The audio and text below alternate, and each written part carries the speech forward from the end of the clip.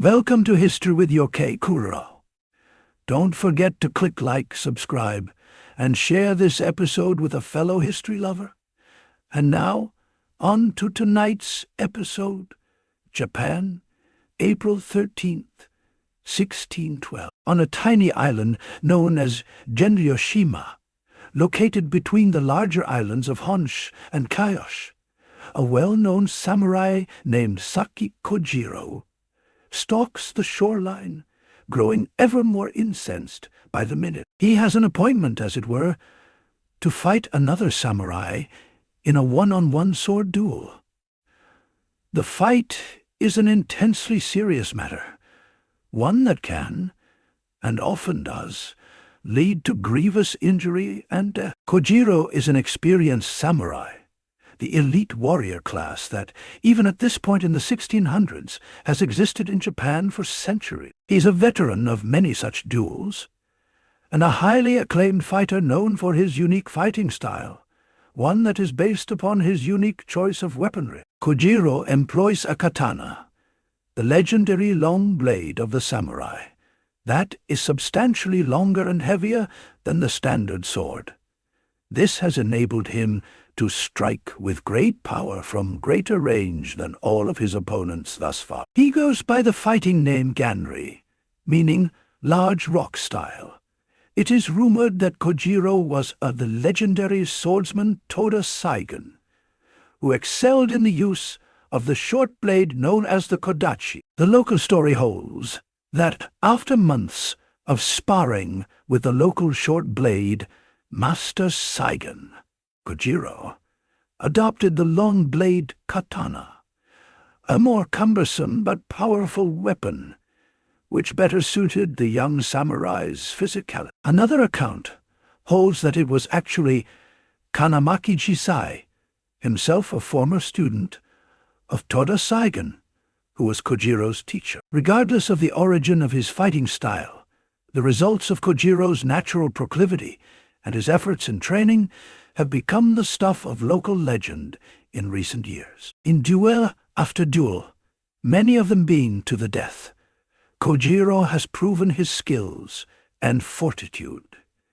He is not only a formidable fighter, he is one of the best, perhaps the best, swordsmen in all of Japan. Since the beginning, in accordance with the samurai tradition of discipline that will eventually become known as the Code of Bushido, Kojiro has made it a point to show up on time and prepared, be it for a training session or an actual duel. Today has been no different, as Kojiro has risen at dawn, said his prayers, donned his armor, and arrived at the appointed place of combat well ahead of time, with a slew of onlookers and assistants in tow. But his opponent on this day has not seen fit to extend such basic courtesy to all involved. This is a major breach of etiquette, and Kojiro is understandably growing increasingly indignant. Finally, a rowboat appears in the distance, placidly making its way towards the island.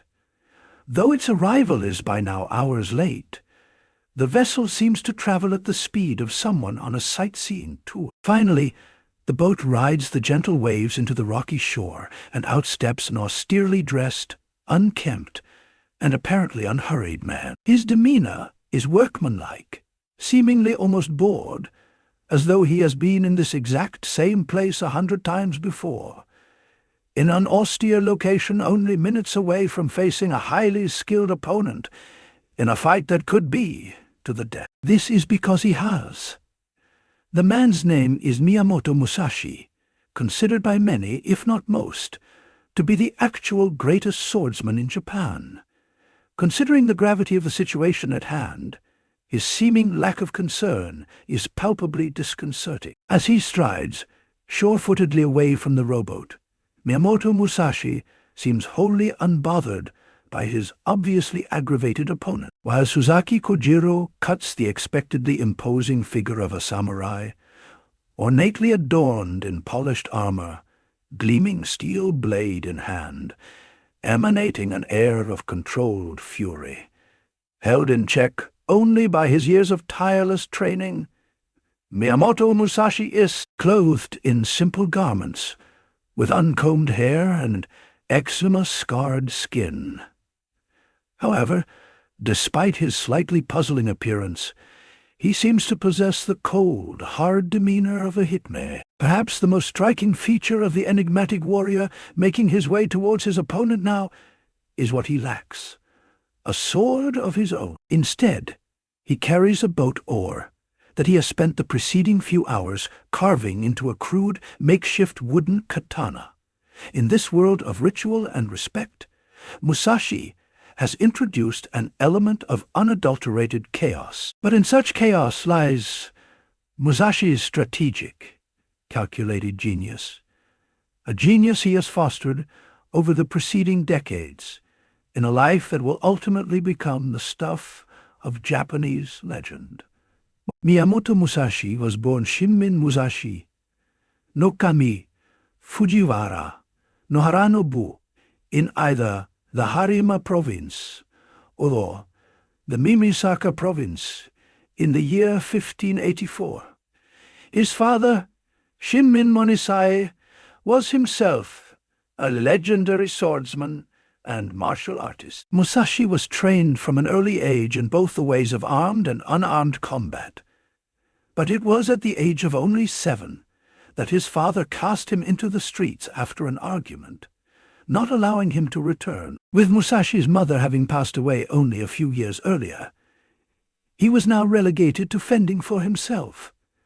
Luckily for the beleaguered youngster, a kindly uncle named Dorinbo took him in, and he was raised in a temple near Harajuku. Here, Dorinbo and another uncle named Tasumi educated the young Musashi in the ways of Buddhism, as well as reading, writing, and arithmetic. He also continued to train in martial arts and swordsmanship, and according to his own account in his legendary autobiography and treatise on combat known as Go-Ren no Sho, or the Book of Five Rings, he fought his first duel at the age of only 13. Musashi's personal account of the events is as follows. I have trained in the way of strategy since my youth. At the age of 13, I fought a duel for the first time. My opponent was called Arimaki Hai, a sword adept of the Shinto Ryo, and I defeated him. At the age of 16, I defeated a powerful adept by the name of Akiyama, who came from the prefecture of Tajima. At the age of 21, I went up to Kyoto and fought duels with several adepts of the sword from famous schools, but I never lost. In the interim, at roughly the age of 20, Musashi also found himself caught up in one of the deadliest large-scale battles in Japanese history.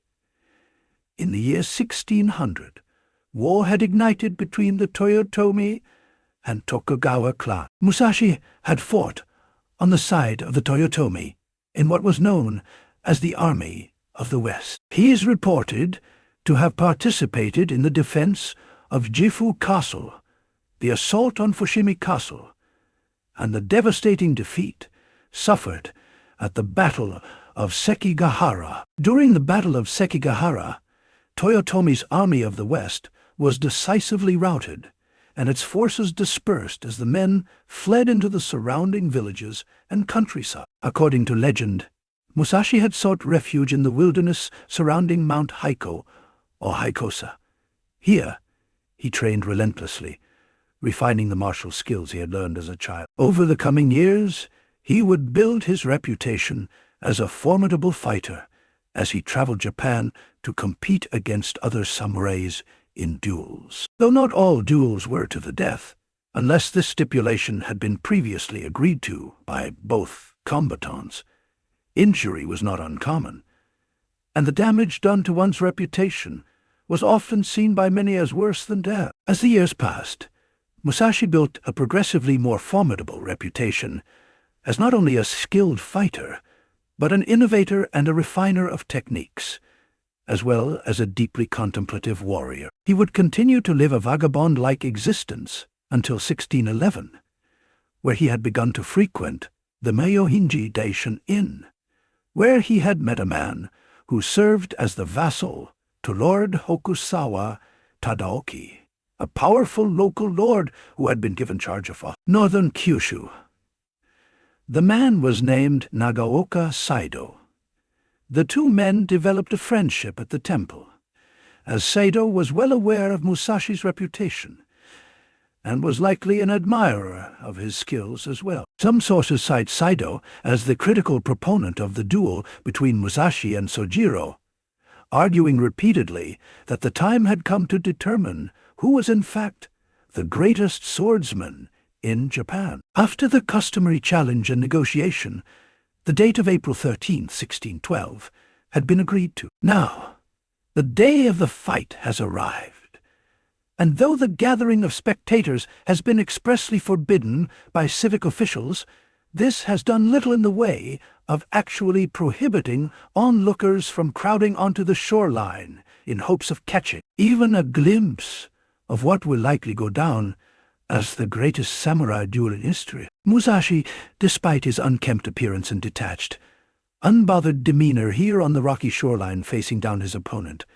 has anticipated that Kojiro will, in fact, be his toughest opponent to date. He knows that he will need every strategic and tactical advantage that he can bring to bear.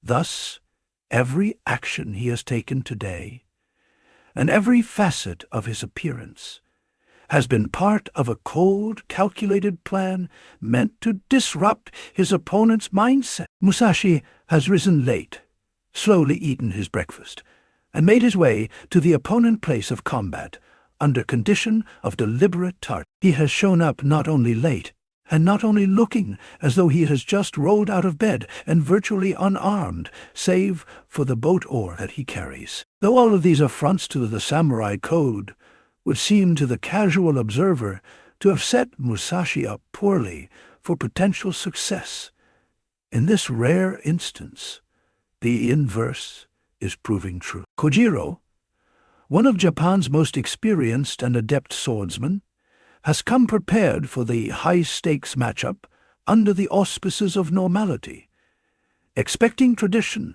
and ceremony to be afforded their customary precedence. But in introducing these purposeful slights of honor not only to his opponent, but to the spectators and to the event itself, Musashi has masterfully utilized chaos as a means to mentally unbalance his opponent. Kojiro is himself a master of the traditional form of samurai dueling.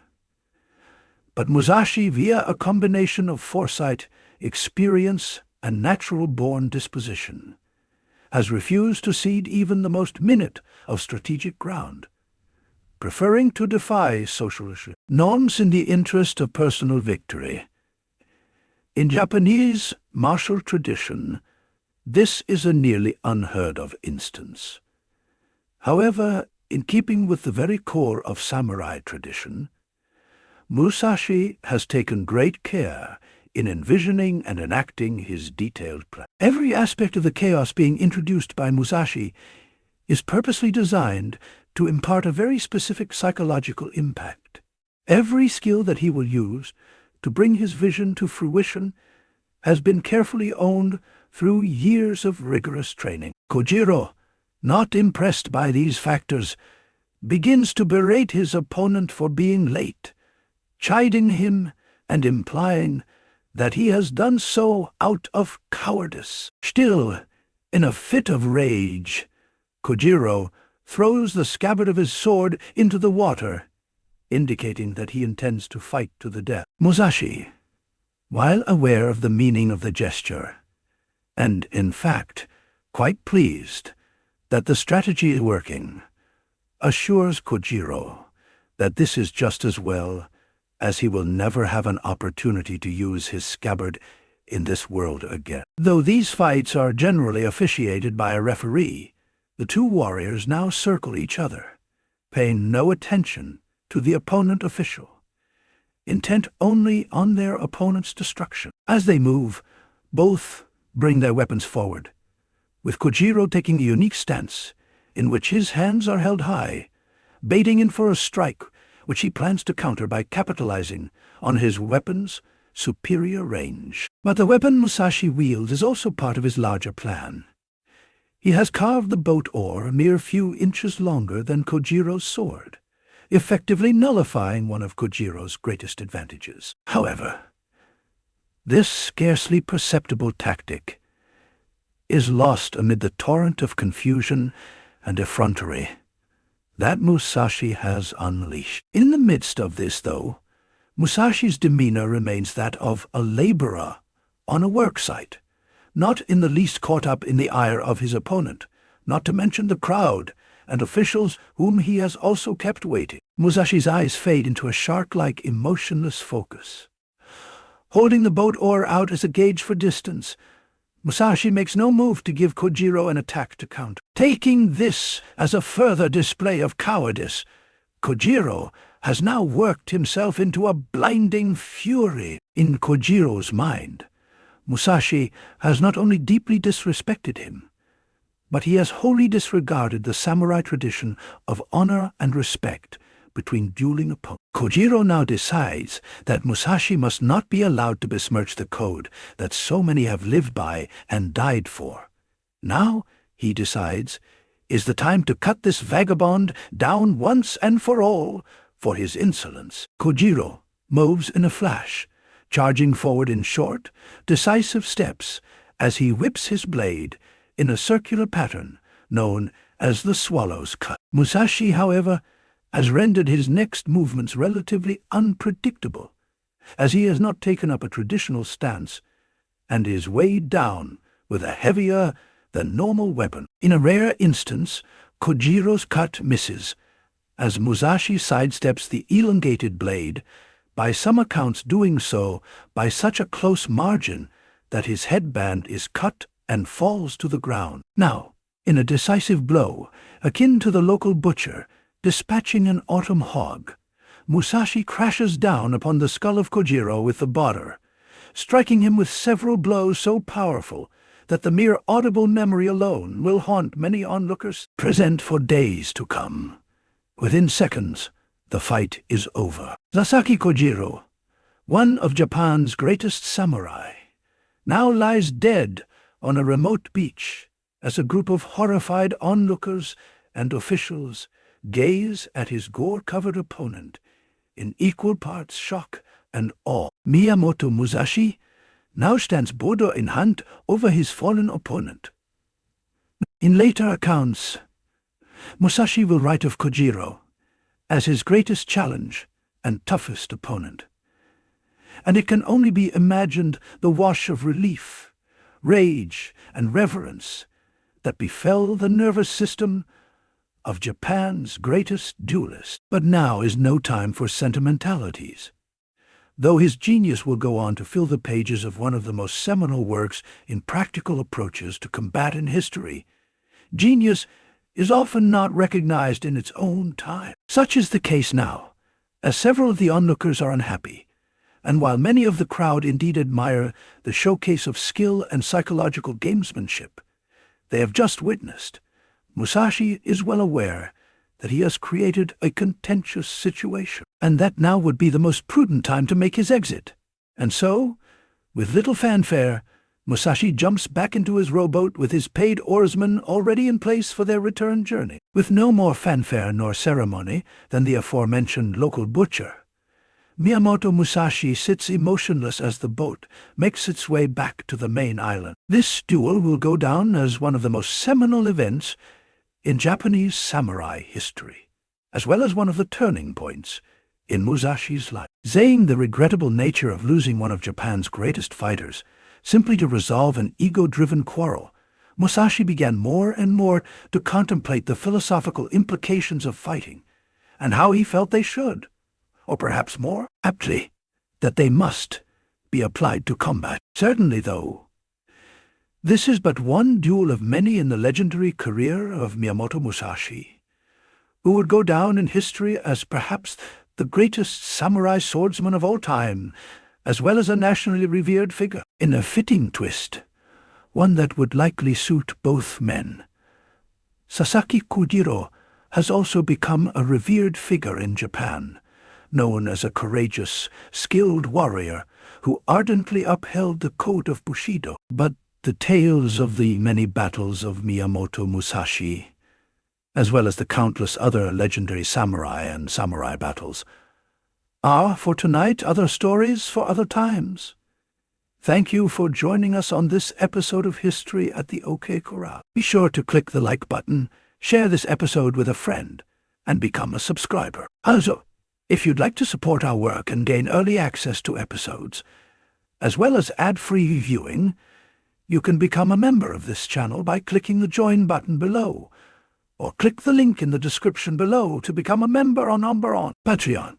Thank you again for watching, and we'll see you next time on History at the OK Corral, home of history's greatest shootouts and showdowns.